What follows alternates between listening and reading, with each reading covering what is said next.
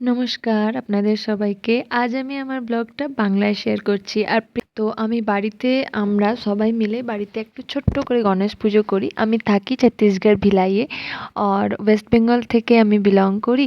তো আমার বাপের বাড়িতে অনেক রকম সব পুজোই মোটামুটি হয়, কিন্তু বিয়ের আগে কখনো আমি এই গণেশ পুজোটাকে তেমনভাবে সেলিব্রেট করিনি। গণেশ পুজো আমাদের হয় যেমনি পয়লা বৈশাখে বাঙালিরা আমরা যারা গণেশ লক্ষ্মী ঠাকুর পুজো করে আমাদের বছরটা শুরু করি, কিন্তু ওয়েস্ট বেঙ্গলের বাইরে আদার স্টেটে গণেশ পুজোটা অনেক বড় করে সেলিব্রেট করা হয়। এখন অনেক জায়গাতেই ওয়েস্ট বেঙ্গলে গণেশ পুজো হয়, কিন্তু তখন অতটা ছিল না। তো তো বিয়ের পর আমার থাকা হতো প্রথমে ৬-৭ বছর আমি মোটামুটি ছিলাম মহারাষ্ট্র বম্বেতে। তো ওখানে যেমনি অনেক মানে মহারাষ্ট্র তো জানাই আমরা জানি কি অনেক বড়, মানে ওখানকার মেন ফেস্টিভ্যাল গণেশ উৎসব। তো ওখানে যখন থাকতাম অনেক ইচ্ছে হতো, তারপর যখন আমি ভিলায় চলে আসলাম, তখন এখানে ছোট্ট করে একটু পুজো করতে শুরু করলাম। তো এটা আপনারা ভিডিওটা যেটা দেখছেন ওটা গণেশ পুজোর আগের দিনের ঠিক ভিডিও। তো আমার হয়ে গেল এখানে ভিলাইতে আমি ৭ বছরের মতো রয়েছি এসে। আর প্রথম বছর থেকেই আমি গণেশ পুজো এসে শুরু করেছি আবার নতুন করে। আগে করতো হাসব্যান্ডরা, তারপর আমি আবার শুরু করি। মাঝখানে কিছু বছর হয়নি। তো ছোট্ট একটু ঠাকুর এনে আর ঘরোয়া যেমনভাবে পদ্ধতিতে পুজোটা করি আমরা। তো এবছর যেমন আমি কোনো মূর্তি মানে কিনিনি।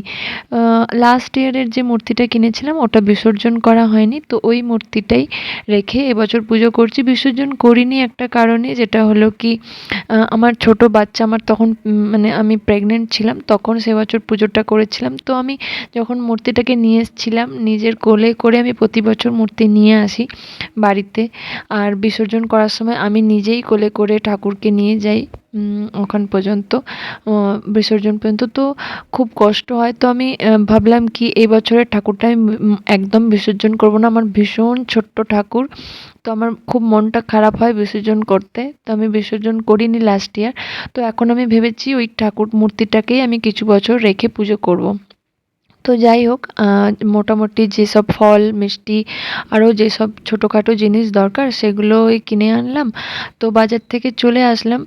আর কালকে থেকে আমি মানে এতটা বিজি হয়ে পড়েছি আমি এখন কি, অন্য অন্য বছর কেমনি হয় আমি সব কাজ আগে থেকে করে রাখি, যেমনি ঠাকুরের বাসন ধোয়া, ফল মিষ্টি কেনা, এগুলো ধুয়ে টুয়ে রাখা, ঠাকুরের বেদিটাকে সাজিয়ে রাখা, কিন্তু এবছর আমার কোনো কাজ হয়নি।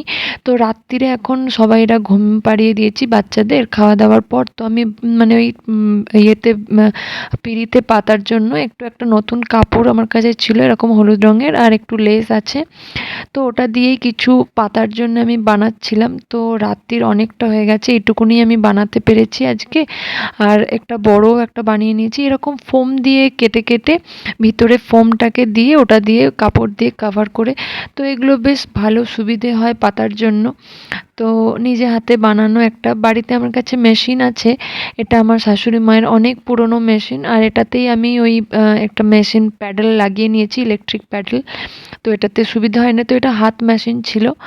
আর এরকম তো এখন অনেকটা রাত হয়ে গেছে, আমি এগুলো জাস্ট প্যাক করে রেখে দেবো একটু কেটে। আর এগুলোকে পিন আপ করে রেখে দিয়েছি, পরে একটুখানি আর একটু বানাতে হবে। তো আশা করি ওই ভিডিওটাও আপনাদের সাথে একটু শেয়ার করব।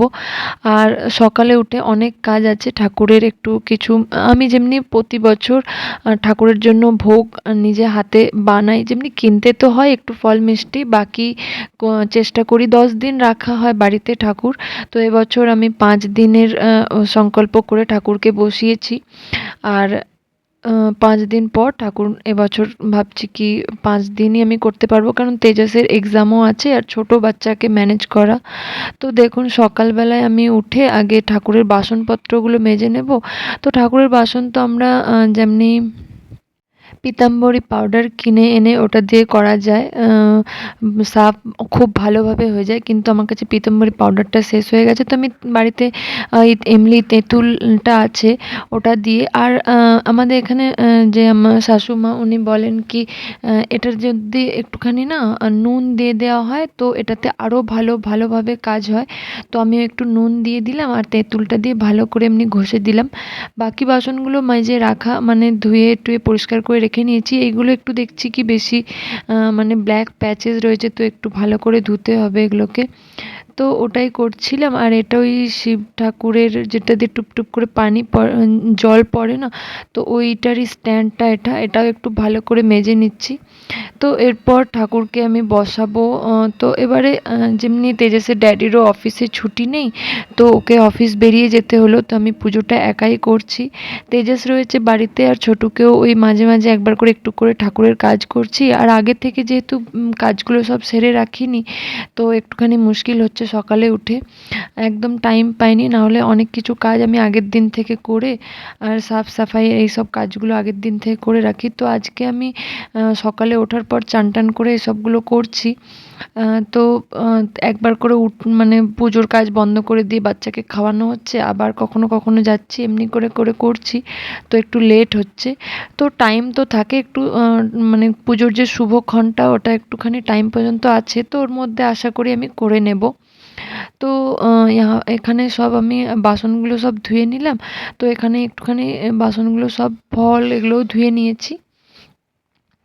তো ধুয়ে নিয়ে এই যে আম পাতাও বাপি এনে দিয়েছে বাইরে থেকে, এগুলো এখানে একটু শুকোনোর জন্যে জল ঝরতে দিয়ে দিয়েছি। আর তারপর আমি ফুল টুল তুলবো। তো ফুল তো বাড়িতেই রয়েছে। আর গণেশ পুজোয় যেটা সব থেকে জরুরি, দুব্বো ঘাস ওনার ভীষণ প্রিয়, পান পাতা দুব্বো ঘাস এগুলো চাই। তো দুব্বো ঘাস বাড়িতেই একটুখানি টবেতেই লাগানো ছিল, ওগুলো একটু নিয়ে নিলাম। আর এভাবে দেখুন এখন আমি ওই পিঁড়িটাতে যেটাতে বসাবো একটু লক্ষ্মীর পা এঁকে, আর বিশেষ কিছু করার টাইম নেই, তো ফটাফট এগুলোই একটু করে নিচ্ছি। তো আমি আমার আশেপাশে যারা থাকেন ওনারা দেখি কি এই যে লক্ষ্মীর পাটা আঁকেন, ওরা চাল গুঁড়ি দিয়ে আর হাতের যে মুঠি করে হাতেতে ওটা দিয়ে মানে একটা স্পট বানাতে থাকে। তো ওটাও দেখতে ওরকম লক্ষ্মীর পায়ের মতোই হয়ে যায়, যেমনি হাতটাকে মুঠো করে আর ওই সাইড থেকে ডুবিয়ে নিয়ে। কিন্তু আমি এইভাবে করি, যেমনি আমরা বাঙালিরা এইভাবে করি, খড়ি মাটি দিয়ে। তো এখন এটাকে হয়ে গেছে আলাদা করে, একটুখানি এখানটাতে আলাদা করে পিঁড়ি বসাচ্ছি। আর এইভাবে পুরো ওই কাপড় বিছিয়ে, আর পান পাতা 5টা, আর তার উপরে কলা 5টা, আর পৈতে দিলাম 5টা, 1 টাকা করে একটু কয়েন দিলাম, আর সুপারি দিয়েছি, আর হলুদের গাঁট 5টা দরকার হয় ওগুলো দিয়েছি। আর আমরা তীরকাঠি যেরকম চারদিকে দিই সত্যনারায়ণ পুজোয়, তো ওগুলো আমার কাছে ছিল, তো ওগুলোও দিয়ে দিয়েছি। সবাইরা দেয় না, যারা যেভাবে পুজো করেন। গণেশ পুজোর নিয়মটা অনেক ইজি আসলে, যেমনি আমরা প্রতি বৃহস্পতিবারে লক্ষ্মী পুজো করি ওই রকমভাবে। আর করতে করতে খুব একটা মানে মাঝখানেই এনারা চলে এসছে। ওই যে আমাদের সামনে বারান্দাটাতে একটুখানি গ্রিলের জন্য বলা হয়েছিল, গ্রিলটা লাগানো খুব দরকার। খুব ফাঁকা ফাঁকা এমনি থাকতো, এমনি তো সারাদিন ভালোই লাগে, কিন্তু সিকিউরিটি দিক থেকে একটুখানি আনসেফ লাগে, তো গ্রিলটা লাগাতে হবে। তো গ্রিলটা 2-3 দিন আগেই অর্ডার মানে নিয়ে গেছিলো, মাপ নিয়ে গেছিলো, তো আজকেই ওদের দিতে আসতে হলো, একে আমার দেরিই হয়ে গেছে। তো যাই হোক, সব কাজ তো করাতেই হবে। তো ওনারা এদিকে লাগাচ্ছে, বাকি আমি এদিকে করছি আর পুজো। তো দুপুরের পুজোটা সকালের পুজোটা করার সময় অনেক লেট হয়ে গেছিলো, মানে 12:30 1টা বেজে গেল। তারপরে বাচ্চাকে করা, তো আমার অত ফটো আর ভিডিও নেওয়া সম্ভব হয়নি। তো তারপরে খাওয়া দাওয়া শেষ করে এই দুপুরের বিকেলের টাইমটাতে আমি কি করলাম, একটু নারকেল দিয়ে একটু ঠাকুরের জন্য নাড়ু বানালাম। তো প্রতিবারেই আমি 2-3 রকমের নাড়ু মোদক এগুলো ঘরেতেই বানাই, যেরকম আপনার বেসন লাড্ডু হয়ে গেল, নারকেলের আরও অনেক কিছু দিয়ে আমি বানাতে কোশিশ করি, যেগুলো ঠাকুরকে। আর লুচি আর হালুয়া যেটা মানে সুজি, এগুলো তো থাকেই, এগুলো তো মাঝে মাঝেই বানিয়ে দেওয়া হয়, কিন্তু এবারে একদম টাইম পাচ্ছি না, কারণ ছোট বাচ্চা আছে ওকে দিয়ে। তো একটুখানি এলাচ দিয়ে ওই নারকেল নাড়ু বানিয়ে নিলাম ছোট্ট করে, সিম্পল করে। গুড়টা না নেওয়া হয়নি আলাদা করে ঠাকুরের, তো চিনি দিয়েই বানিয়ে নিলাম। নাহলে গুড় দিয়ে বানালে আরও বেশি ভালো লাগে, আমার স্পেশালি নিজের খুব ভালো লাগে গুড় দিয়ে বানালে। আর এইভাবে এটাকে কিছুটা মোদক শেপে বানালাম, আর কিছুটা নারকেল নাড়ুর শেপ দিয়ে বানালাম। আর এইভাবেই করলাম। আর সন্ধ্যেবেলায় রোজ আমরা সন্ধ্যা আরতি করি, তো সন্ধ্যা আরতিতেও আপনাদের সাথে কোনো দিন একটা সন্ধ্যা আরতি শেয়ার করব। আজকের সন্ধ্যা আরতিটা আমার কাছে রেকর্ডিং করা নেই, যেমন পুজোর সময় মনে হয় কি পুজোটা ঠিক টাইমে হয়ে যাক আর ওটা হয়ে যাক, তো ওইটা করতে করতে আর আলাদা করে রেকর্ডিং নেওয়া হয় না। তো এভাবে পুরো নাড়ুগুলো বানিয়ে নিয়েছি, সন্ধেবেলায় দেবো। আর এটা আমার ছোট বাচ্চার প্রথম গণপতি পুজো। লাস্ট ইয়ার ও মানে প্রেগনেন্সি আমার চলছিল, তো আমি মানে ওই টাইমেও পুজোটা করেছিলাম ভালোভাবে। তো দেখো কি তো সুন্দর লাগছে দেখতে, আমার তো খুব নিজের বানিয়ে নিজে ঠাকুরকে দেবো, আমার খুবই ভাল লাগে। তো এইভাবে সন্ধ্যা আরতি করে নিলাম সন্ধ্যার পরে। তো ছোট বাচ্চাকে নিয়ে ছোট্ট মতো মন্দির, তো এর মধ্যেই করে নিলাম। আর এই যে লাস্ট ইয়ার আমি এরকমভাবে ঠাকুরকে রেখেছিলাম, দেখো কত সুন্দর ছোট্ট কিউট সা মেরা গণপতি। আর তেজাস এরকমভাবে পুজো করেছিল। তো এইবারে এরকম দেখো ছোট বাচ্চা আমার সামনে চলে এসেছে ভগবানের আশীর্বাদে। তো এই ছিল আমার আজকের সুন্দর ছোট্ট একটা পুজোর, গণেশ পুজোর ভিডিও, গণেশ পুজোর স্পেশাল ভিডিও। ভালো লাগলে অবশ্যই লাইক করবেন, চ্যানেলটাকে অবশ্যই সাবস্ক্রাইব করে রাখবেন। আর দেখা হবে খুব তাড়াতাড়ি অন্য একটা ইন্টারেস্টিং ভিডিওর সাথে। ততক্ষণের জন্য take care and bye by.